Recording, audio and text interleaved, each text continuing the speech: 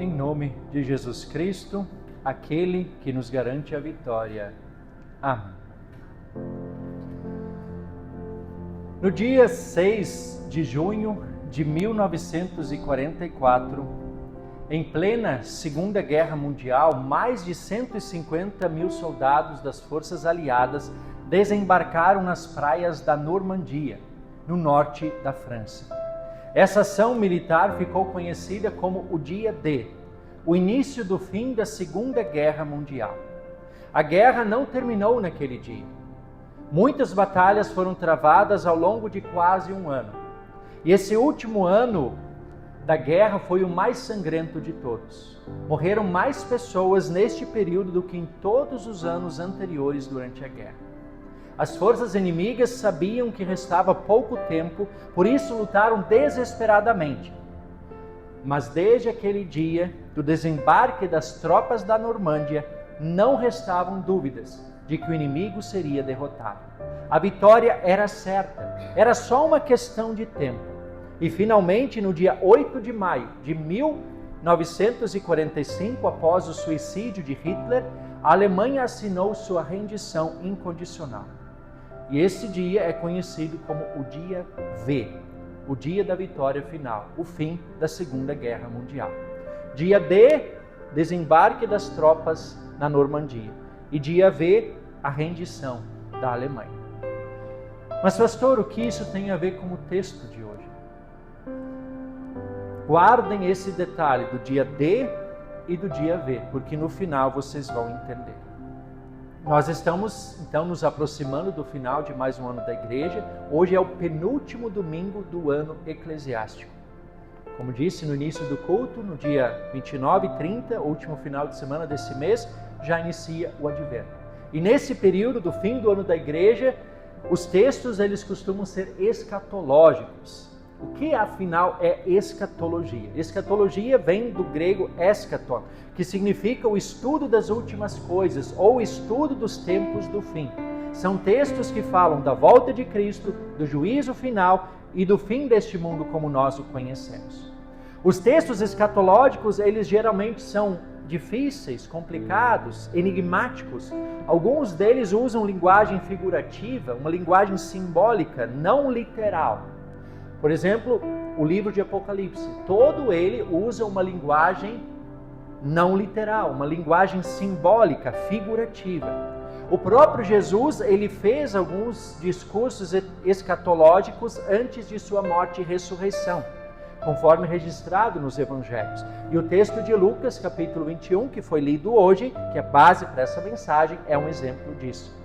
Uma das características desses textos escatológicos é que eles abordam os tempos do fim de maneira cíclica e progressiva, não de maneira objetiva, direta, pontual.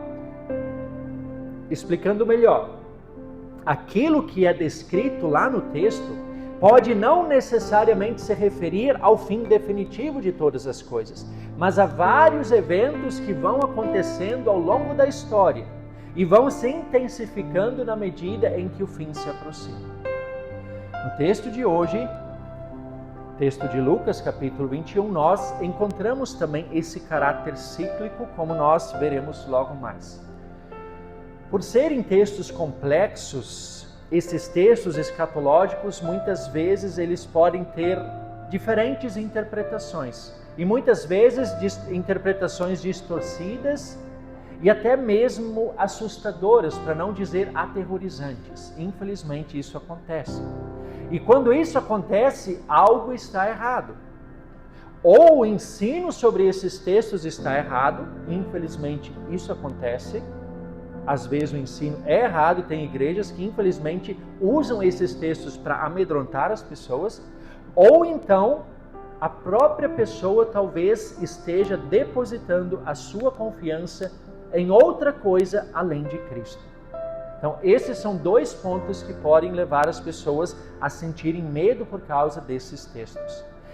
Sim, esses textos eles têm o objetivo de alertar, de exortar para a vigilância, preparar os cristãos para aquilo que está por vir. Mas aí é importante lembrar, exortar para a vigilância, preparar não significa assustar. Pelo contrário, esses textos escatológicos, quando eles são interpretados e aplicados da forma correta, eles são profundamente consoladores para todos aqueles que creem em Jesus Cristo. A volta de Cristo é a maior esperança do cristão, porque é o dia da vitória final. É o dia em que nós tomaremos posse da vida verdadeira, do novo céu, da nova terra que Cristo está preparando. E sobre essa perspectiva consoladora, nós queremos conversar também, porque o texto de Lucas, ele traz essa ênfase. Vamos então ao texto de Lucas, né? Nesse recorte para o culto de hoje, nós não encontramos aquela linguagem simbólica e figurativa dos textos escatológicos, como por exemplo no livro de Apocalipse. Imagens, aquelas linguagens simbólicas, isso não acontece nesse trecho de Lucas. Jesus, ele fala dos tempos do fim de maneira clara, direta e objetiva. Mesmo que algumas coisas a gente pensa, mas a que Jesus está se referindo? Mesmo que algumas coisas pareçam um pouco confusas, Jesus está sendo direto, claro e objetivo. E aí o que nós encontramos também nesse texto de Lucas, como eu já disse, o caráter cíclico, um convite para a vigilância e a perspectiva consoladora. Para que a gente possa entender com clareza esse texto, a gente vai dividir esse texto em 3 blocos. São 3 blocos, e o primeiro bloco é sinais imediatos que estariam para acontecer logo em seguida quando Jesus contou essas coisas. O segundo bloco são sinais que vão acontecer ao longo do tempo. É o caráter cíclico desses textos escatológicos. E um terceiro bloco ainda quando Jesus fala de sinais específicos que acontecerão antes de sua volta. Vamos começar pelo início então. Sinais imediatos. O bloco que vai dos versículos 5 e 6 e depois também versículos 20 a 24. Quando as pessoas entram no templo e se admiram com a grandiosidade, a beleza do templo, e aí então Jesus diz que não ficará pedra sobre pedra. Quando Jesus diz isso, ele faz uma referência específica ao que estaria para acontecer já no ano 70 depois de Cristo, quando todo o templo foi destruído. Não apenas o templo, mas a cidade de Jerusalém foi cercada, invadida, atacada e destruída pelos romanos. E por isso, lá nos versículos 20 a 24, Jesus faz o alerta. Quando vocês virem a cidade cercada, fujam. Quem puder ficar longe, fique longe. Porque vão ser dias terríveis, de muita dor, devastação e sofrimento. E essa profecia de Jesus, de fato, se cumpriu. Alguns historiadores da época falam sobre isso. Um deles é Flávio Joséfo. Não são relatos bíblicos, mas são historiadores daquela época que registraram aquilo que aconteceu. E Joséfo, ele relata que foi uma situação catastrófica. A cidade ficou cercada durante semanas, ninguém podia sair nem entrar, a comida e a água acabaram e muitas pessoas morreram de fome e de sede. Relatos dizem que algumas pessoas chegaram a se alimentar de carne humana para poderem sobreviver. Por fim, a cidade foi invadida e totalmente destruída. Não sobrou pedra sobre pedra do grandioso templo, assim como Jesus havia profetizado. Alguns historiadores estimam que foram 1 milhão de mortos e 97 mil pessoas levadas cativas. Isso se cumpriu uns 40 anos depois que Jesus disse essas palavras. E essa destruição aconteceu como cumprimento de profecias lá do Antigo Testamento. Jeremias, Malaquias, Zacarias falaram sobre isso. Por quê? Por que isso iria acontecer? Porque a cidade e o povo de Deus rejeitou muitos dos profetas enviados no passado e rejeitaram o próprio Filho de Deus quando este veio ao mundo. Mas esse cumprimento dessa profecia lá no 1º século apontava para a destruição definitiva de todas as coisas no dia do juízo final. Ou seja, é como se fosse uma antecipação, um evento menor que apontava para algo maior que ainda está por vir. E a lição diante disso é muito clara. Por maiores e mais exuberantes que sejam as edificações humanas, elas jamais serão um refúgio confiável, porque no fim tudo será destruído. Esse então é o primeiro bloco, Coisas que estavam para acontecer já logo depois que Jesus falou isso. Sinais imediatos. Vamos agora para os sinais cíclicos, para eventos que iriam acontecer ao longo da história, que já aconteceram, que continuam acontecendo e continuarão acontecendo. É aqui que está então o caráter cíclico. Ao dizer que o templo seria destruído, e as pessoas questionaram Jesus sobre quando isso iria acontecer e que sinais haveria. E aí Jesus ele não dá direto uma resposta sobre o que aconteceria antes da destruição de Jerusalém. Mas ele fala de uma maneira geral sobre tudo aquilo que estaria para acontecer antes dos tempos do fim. E aí quando Jesus fala sobre isso, ele tem novamente o objetivo de alertar seus seguidores, prepará-los para que eles possam estar então vigilantes quando todas essas coisas acontecerem. Esse bloco de sinais ao longo dos séculos, ele está no nosso texto dos versículos 7 até o versículo 19. Jesus, nesse bloco, chama atenção para falsos profetas, guerras e revoluções, terremotos, epidemias, fome, coisas espantosas e sinais no céu, perseguição aos cristãos, que inclusive Jesus diz que dará oportunidade ao testemunho, traição por parte de familiares e amigos e o martírio, morrer, ser morto por causa da fé em Cristo. Todas essas coisas são sinais de que o fim está se aproximando. Tudo isso que Jesus relata nesse bloco, nesse trecho. E aí nós temos que concordar em uma coisa. Todos esses sinais que Jesus menciona aqui, eles já estão acontecendo. Guerras, terremotos, epidemias, tudo isso já está acontecendo. Mas não acontece só hoje, isso na verdade já acontece há muito tempo. A destruição de Jerusalém é um destes sinais. Mas antes mesmo da destruição de Jerusalém, o que aconteceu naquela sexta-feira santa em que Jesus foi crucificado? O relato bíblico diz que houve um terremoto, a terra se abalou. O texto bíblico também diz que houve um eclipse, o sol escureceu. Sinais no céu, sinais na terra. Então, esses sinais já vêm acontecendo. Quantas guerras e revoluções já aconteceram ao longo da história? Tivemos 2 guerras mundiais no último século. Pessoas passando fome em nosso país, pelo mundo e não só hoje, há muito tempo. A cada dia surgem novas doenças, epidemias, pandemias. Acabamos de passar por uma recentemente. Quantas já foram ao longo da história? Alguns relatos históricos mostram que uns 150 anos antes da Reforma, cerca de metade da população da Europa morreu por causa da peste negra. Ou seja, epidemias não são só hoje, já aconteceram muitas ao longo da história também. Falsos profetas existiram no passado, ao longo dos anos, continuam existindo hoje e continuarão existindo. A perseguição aos cristãos que nunca cessou. Os primeiros 300 anos da igreja cristã foram marcados por uma forte perseguição, mas ela nunca cessou de verdade. Ainda hoje, muitos cristãos ao redor do mundo são cruelmente perseguidos. Hoje, não sei quem já viu, a grande mídia nem mostra isso, mas se você procurar no YouTube, inclusive tem uma ONG, uma organização que ajuda cristãos perseguidos, que é o Portas Abertas. Eles relatam isso. E hoje uma perseguição muito forte e cruel está acontecendo aos cristãos no norte da Nigéria, onde igrejas estão sendo destruídas, queimadas, derrubadas, estão invadindo vilarejos cristãos, propriedades rurais, tirando as propriedades, matando. Uma perseguição muito cruel. Então essa perseguição que é mencionada, ela nunca cessou e não cessará enquanto Jesus não voltar. Todos esses sinais que Jesus menciona, eles acontecem hoje, mas eles já acontecem há muito tempo, desde o início da igreja cristã. E esses sinais têm esse caráter cíclico.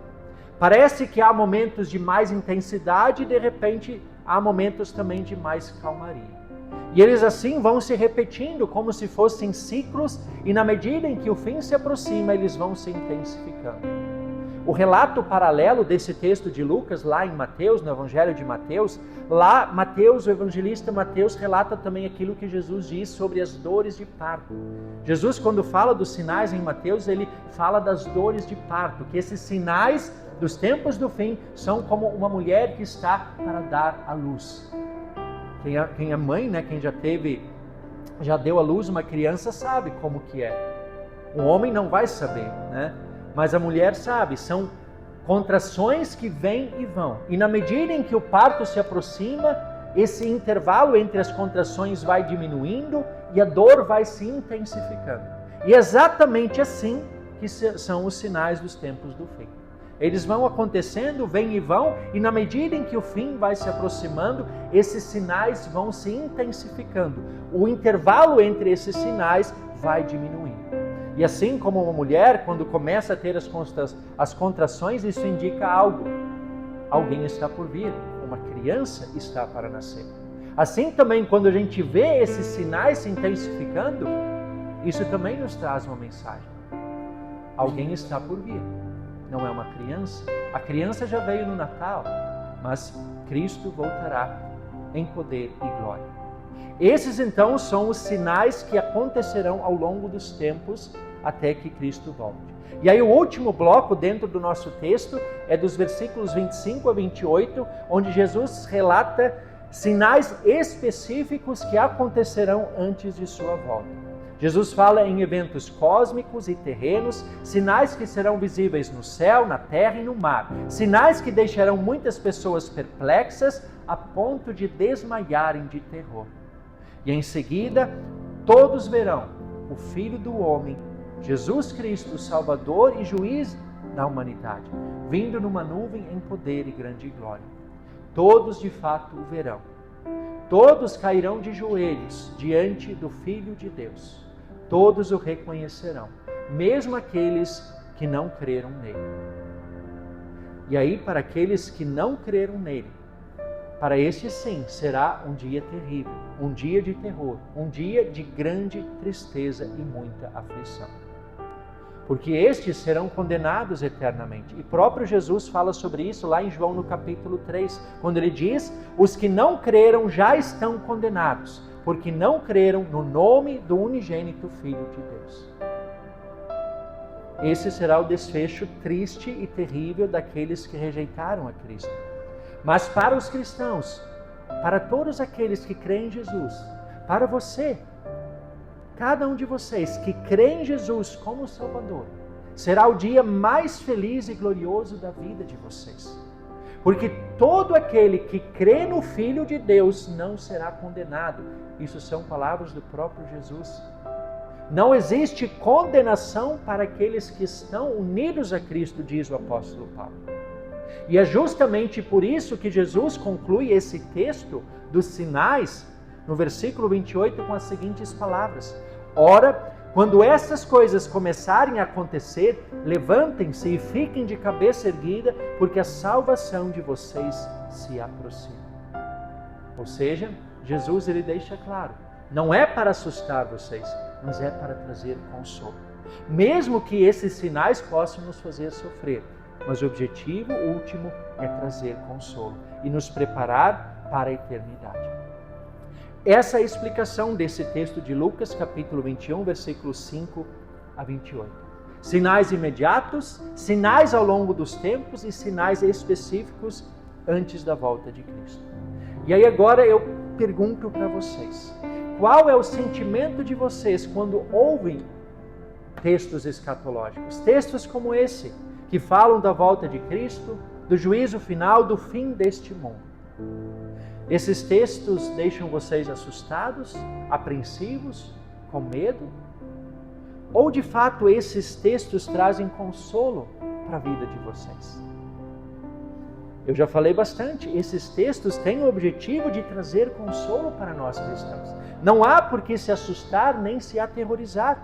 Não há motivo para isso. Jesus deixa isso muito claro.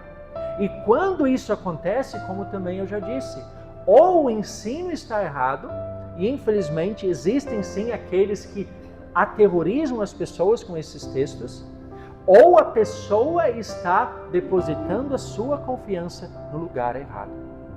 E isso pode acontecer. Como aconteceu na época de Jesus, onde muitas pessoas depositavam a sua confiança no templo, na estrutura física. Era um ritual entre eles de que todo judeu, todo israelita, uma vez por ano deveria ir a Jerusalém, prestar culto, oferecer sacrifício no templo, oferecer uma oferta ao Senhor no templo, e muitos achavam que, seguindo essa regra, cumprindo esse rito anualmente, eles já estavam com a salvação garantida.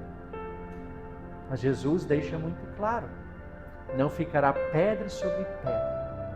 Jesus alerta, não confiem em edificações humanas, não confiem em si mesmos, porque vocês se darão mal.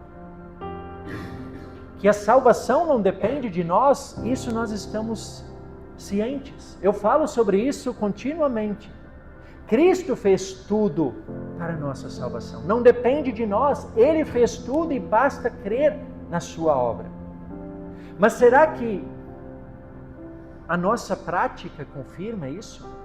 Será que realmente confiamos em Cristo acima de todas as coisas?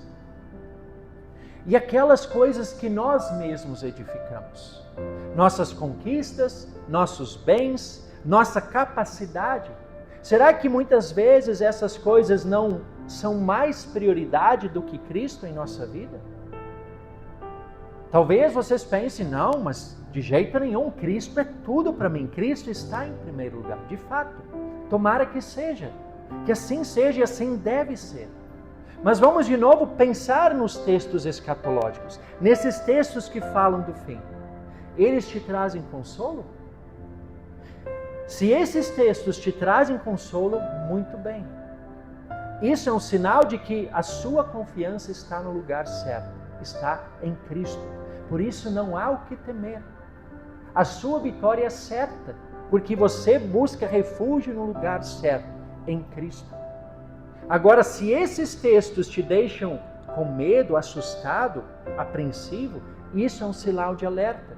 Talvez você esteja buscando confiança, depositando a sua confiança em outro lugar, fora de Cristo.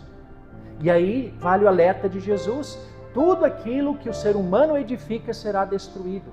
Não há refúgio verdadeiramente confiável aqui neste mundo. Não ficará pedra sobre pedra. Ninguém pode salvar a si mesmo. Nada neste mundo pode garantir a nossa salvação. Quem confia nas coisas erradas, certamente tem motivos para temer o fim. Por isso, esses textos que falam sobre o fim, eles são exortativos. Eles são um convite para a vigilância, para permanecermos alertas, para nos prepararmos. Precisamos reconhecer, sim, que às vezes nós caímos na tentação de buscar confiança em outras coisas, em nós mesmos, naquilo que fazemos e em tantas outras coisas. Mas esse pecado, assim como qualquer outro pecado, também tem um perdão. Estar alerta e vigiar é reconhecer: eu sou um miserável pecador. Eu mereço o castigo. Eu mereço a condenação eterna. É reconhecer o seu pecado.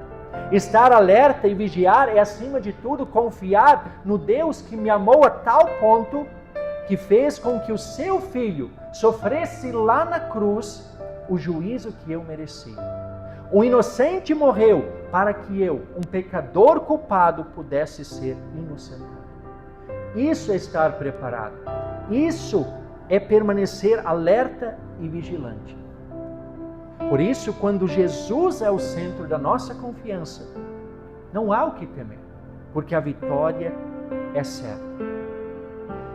E por falar em vitória certa, vocês lembram da ilustração lá no início? O dia D e o dia V? O dia D, quando as tropas desembarcaram na Normandia. O dia V, um ano depois, quando a Alemanha assinou a sua rendição. Pois é, um teólogo cristão chamado Oscar Cullmann, ele usa essa analogia para falar da vida cristã. Ele ilustra isso da seguinte forma: a morte e ressurreição de Jesus Cristo são o nosso dia D. Ou seja, a morte e ressurreição de Jesus é o início do fim. Com a obra consumada de Cristo, os nossos maiores inimigos, o diabo, o mundo e a carne, foram encurralados, de tal forma que a ação deles está limitada. Eles não exercem mais poder sobre nós. Quando estamos em Cristo, eles não têm poder nenhum. Eles estão derrotados. Não resta dúvidas. A destruição definitiva, a vitória final, é apenas uma questão de tempo. E será quando Cristo voltar. E esse é o grande dia a ver, a vitória final. É claro que enquanto esse dia não chega, o inimigo ele sabe que o seu tempo está esgotando. E para ele não há salvação. Por isso ele luta desesperadamente no tempo que lhe resta para tentar nos afastar de Cristo e da salvação. Ele não tem poder quando estamos perto de Cristo, mas ele tenta nos afastar dele. Estamos em um campo de batalhas, sujeitos a problemas, adversidades, sofrimentos, angústias, perseguições e até mesmo a morte. Todos aqueles sinais que Jesus menciona no texto, nós estamos sujeitos a ele. Por mais que esses textos eles devem servir de consolo para mostrar o fim está próximo, nossa salvação se aproxima, mas enfrentar esses sinais pode nos fazer sofrer, e bastante. Mas graças a Deus, nós não temos uma perseguição aberta em nosso país. Isso é motivo para louvar ao nosso Deus. E mesmo que venhamos a sofrer com esses sinais, Jesus garante também: não se perderá nenhum fio de cabelo da cabeça de vocês. E aí Jesus não está se referindo a esse mundo como se, crendo nele, estivéssemos imunes a qualquer problema nesse mundo. Não. O que Jesus está dizendo é o seguinte: mesmo que aqui você perca a sua própria vida, o seu destino eterno ninguém pode tirar de você, porque este está garantido. E não fomos nós que garantimos, Cristo garantiu para nós. Por isso, quando Cristo é nossa confiança, não há o que temer, porque Ele está conosco em todos os momentos e a nossa vitória é certa. Por isso, querido irmão e querida irmã, quando estas coisas acontecerem, todos estes sinais que Jesus menciona, quando eles forem se intensificando, não se assustem, nem fiquem com medo. Pelo contrário, levantem-se, fiquem de cabeça erguida, alegrem-se, mesmo que às vezes seja difícil, mesmo em meio à dor, mas alegrem-se. Por quê? Porque a salvação de vocês se aproxima. Amém.